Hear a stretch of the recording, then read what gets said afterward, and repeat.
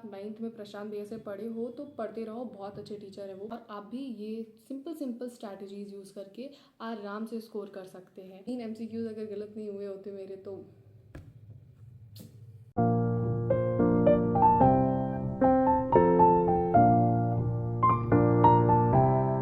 Hello everyone and welcome to my channel Arya's edu vibe.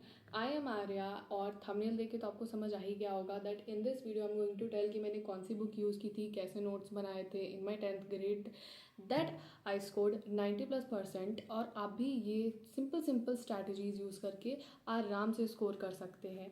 So currently I am in 11th grade and opted for commerce plus maths. Let's start the video. So सबसे पहले मैंने कोई भी offline coaching tuition कुछ नहीं किया था। Normally कुछ यूट्यूब के टीचर्स को मैंने थ्रू आउट द ईयर उन्हीं से पढ़ा था और कंसिस्टेंटली पढ़ा था।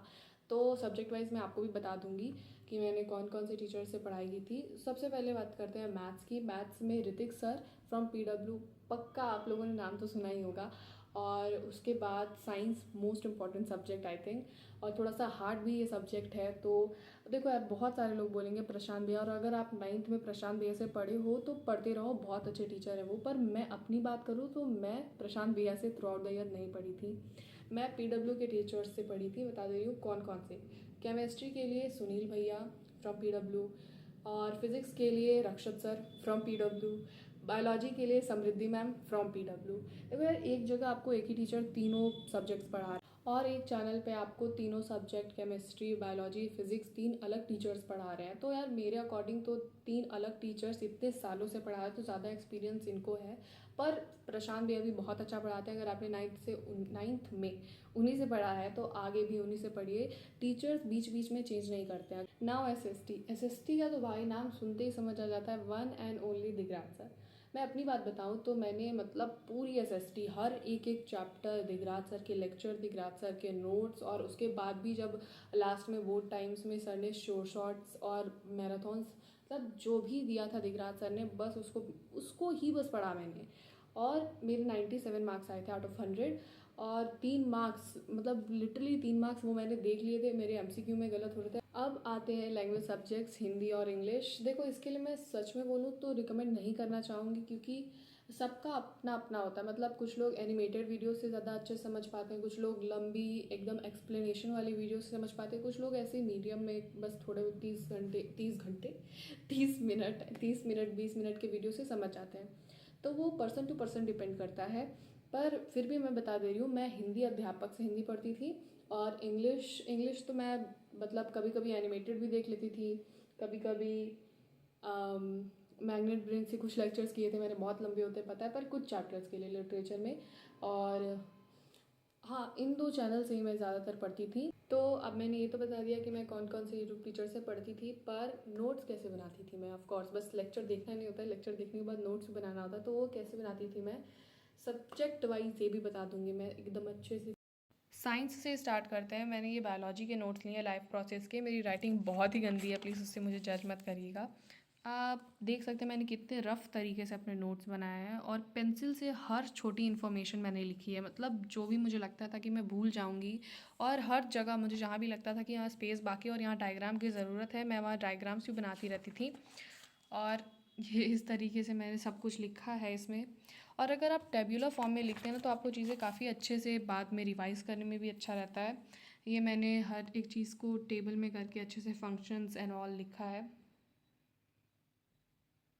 और पूरी कथा कहानी लिखने के बाद अगर आप एक छोटा सा शॉर्ट समरी टाइप में बना देते हैं अपनी कॉपी में, तो आप बाद में काफ़ी जल्दी रिवाइज कर पाते हैं।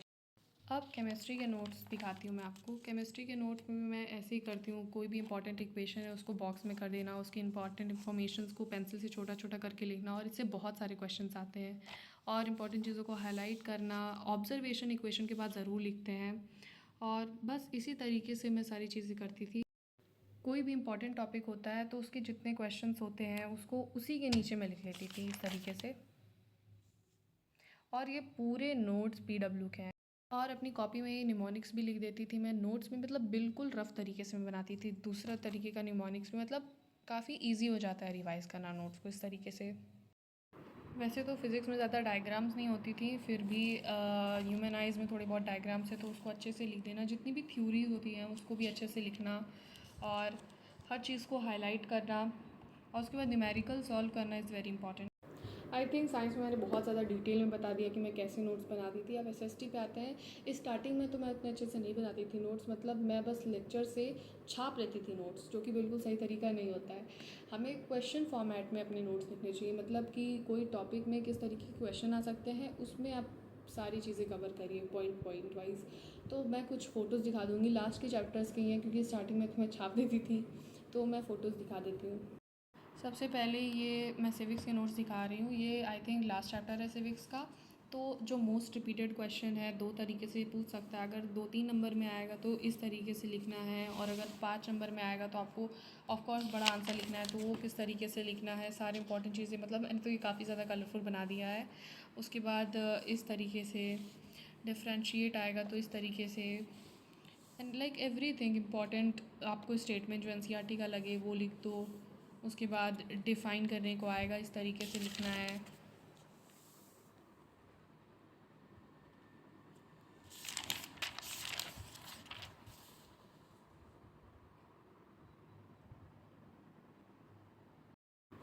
अब ये ज्योग्राफी के नोट्स है, जैसे सबसे पहले मैंने ये डिफ़ाइन किया है, उसके बाद ये 5 मार्क्स में क्वेश्चन आता है। ये सब मैंने खुद से नहीं लिखा है, सब दिगराज सर बताते हैं लेक्चर के टाइम पे, तो उसको अच्छे से सुन के जब आप श्योर शॉर्ट्स करने के बाद अटेंड करोगे तो आप अच्छे से लिख पाओगे। सारी इंपॉर्टेंट चीज़ों को हाईलाइट कर देना ताकि एग्ज़ाम में जाके आपको पता हो कि हाँ यही की पॉइंट्स हैं और इसी को अंडरलाइन करना है। जो भी PYQs सबसे ज़्यादा रिपीटेड होते हैं सर वो भी बताते हैं, तो उस चीज़ को भी आप अगर अपने नोट्स में लिख देते हैं तो काफ़ी अच्छा होता है। ऑब्जेक्टिव यहाँ से पूछा जाएगा तो उन चीज़ों को भी काफ़ी ज़्यादा ध्यान रखना। कौन से क्वेश्चंस 5 मार्क्स में आएंगे उस चीज़ को भी मेंशन करना। स्टार्टिंग में थोड़ा सा प्रॉब्लम आता है कि क्वेश्चन फॉर्मेट में कैसे नोट्स लिखे, तो मैं बोलूँगी कि दिगराज सर ने जो शॉर्ट शॉर्ट्स बनाए थे इस बैच के लिए 2024-25 के लिए फॉर बोर्ड एग्जाम्स, आप उसको एक बार देख लेंगे। बहुत छोटे छोटे होते हैं, 5-7 मिनट के। उसको देखने के बाद आप जब चैप्टर पे जाते हैं तो आपको एक चैप्टर का ओवरव्यू भी मिल चुका होता है, आपको किस तरीके के क्वेश्चन आते हैं उस चैप्टर से ये भी पता चल जाएगा। मतलब यार तुम लोग के तो मज़े ही मज़े हैं। और उसके बाद आप लेक्चर अटेंड करो और आपको क्वेश्चन तो पता ही चलेगा कि हाँ इस तरीके से आएंगे, और हर टॉपिक के पहले सर बताते भी है कि हाँ इस तरीके का क्वेश्चन आता है, तो वो क्वेश्चन लिख के जितना भी है नोट्स वैसे लिख दो। अब आई थिंक मैंने काफ़ी ज़्यादा डीपली समझा दिया है कि मैं कैसे नोट्स बनाती थी। और एसएसटी में देखो यार, एसएसटी में तो मुझे लास्ट में जाके मुझे समझ आया कि हाँ ऐसे नोट्स बनाएंगे तो ज़्यादा अच्छा रहेगा। पर अगर आप स्टार्टिंग से ऐसे नोट्स बनाएंगे ना तो आपको पहले से आइडिया रहता है कि हाँ ये अगर क्वेश्चन 2 नंबर का आएगा तो आपको इतना आंसर करना है, 5 नंबर का आएगा तो आपको इतना आंसर करना है, यहाँ से ऑब्जेक्टिव पूछा जाएगा। और यही रीज़न है आई थिंक कि मेरे 97 मार्क्स आए, और सब्जेक्टिव में तो मेरा एक भी नंबर नहीं कटा। ऑब्जेक्टिव में देखो क्यों कटा और आपका कैसे नहीं कट सकता है। एनसीईआरटी सब लोग बोलते हैं कि हमें बिल्कुल रट लेना होता है, तो रटने का मतलब ये नहीं कि जो बीच की सारी लाइन्स है उसी को आप बैठ के रटो। दिगराज सर के नोट्स में जो रहता है वो वही बीच का ही कंटेंट रहता है। जो आपको एक्चुअली रटना है एनसीईआरटी में, एसएसटी में, वो साइड में बॉक्सेस में जो रहता है वो चीज़ रटनी होती है। जैसे एसएसटी में आपका फ्रॉम पॉलिटिकल पार्टी में एक मैप है जहाँ पे आपको स्टेट पार्टीज़ का सिंबल एंड ऑल दिया है। एक ऑब्जेक्टिव वहीं से उठ के आया था, मतलब लिटरली नेशनल पार्टी का सब कुछ रट के गई थी मैं कि सिंबल क्या है, कौन कौन सी पार्टीज़ हैं, उनके क्या क्या फंक्शंस, एवरीथिंग। बट वहाँ से एक भी क्वेश्चन नहीं आया। कहाँ से आया? State parties. तो बहुत छोटी छोटी चीज़ें होती हैं, तो ये छोटी छोटी चीज़ों का अगर आप ध्यान रखेंगे तो शायद आप 100 स्कोर कर लें। चीज़ें आपको नहीं समझ आई हैं तो फील फ्री एंड कमेंट, तो मैं उस चीज़ को पक्का ही पॉइंट आउट करूँगी नेक्स्ट वीडियो में और उसका आंसर भी करूँगी। अब बात करते हैं कि क्योंकि हमने यूट्यूब टीचर्स की बात कर ली, नोट्स कैसे बनाने हैं इसकी भी बात कर ली, तो बुक्स की अब बात करेंगे हम कि कौन सी बुक्स हमें यूज़ करनी है। तो ऑफ कोर्स एनसीईआरटी सब बोलते हैं, मैं भी बोल दूँगी। अब रेफरेंस बुक हमें यूज़ करनी चाहिए कि नहीं करनी चाहिए। देखो इंग्लिश में मैंने की थी ऑल इन वन, एक्चुअली वो बुक है भी मेरे पास। यही बुक बहुत यूज़फुल है भाई, ये बहुत ज़्यादा यूज़फुल है। और मैंने अभी चैनल स्टार्ट किया है तो ये तो सोचना भी मत कि प्रमोशन आया है ये वो, ऐसा कुछ नहीं है। बहुत अच्छी बुक है। और मैं सही बताऊँ तो मेरी सबसे बड़ी मिस्टेक मैंने इसको लास्ट में लिया था। अगर आप स्टार्टिंग में ही ले लेते हैं इस बुक को तो बहुत अच्छा है। मतलब एनसीईआरटी रीड करने के बाद इसमें एनसीईआरटी के जो इंपॉर्टेंट पॉइंट्स हैं ना वो नोट्स के फॉर्मेट में दिए हैं। एनसीईआरटी के क्वेश्चन आंसर इसमें दिए हैं। उसके बाद जो क्वेश्चन शॉर्ट में आ सकते हैं इतने सारे एग्जाम्पल्स के साथ हैं, लॉन्ग आंसर कितने तरीके से आ सकते हैं, सब कुछ ऑब्जेक्टिव तक इसमें दिया है। ग्रामर की प्रैक्टिस आप बहुत अच्छे से कर सकते हैं और राइटिंग सेक्शन की प्रैक्टिस आप बहुत अच्छे से कर सकते हैं।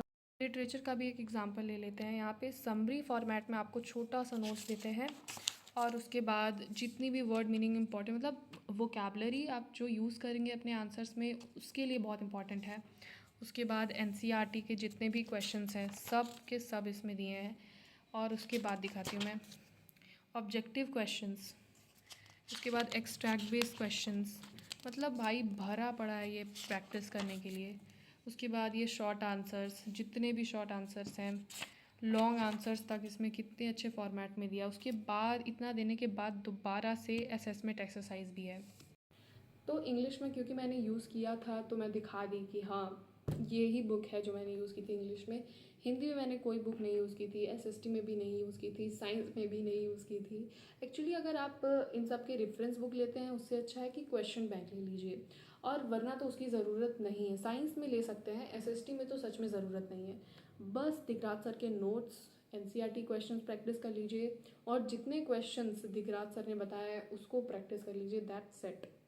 बस इस वीडियो के लिए इतना ही। बट अगर आपको कोई भी डाउट हो इस वीडियो के रिगार्डिंग बता दीजिएगा और मैं नेक्स्ट वीडियो किस टॉपिक पर बनाऊँ।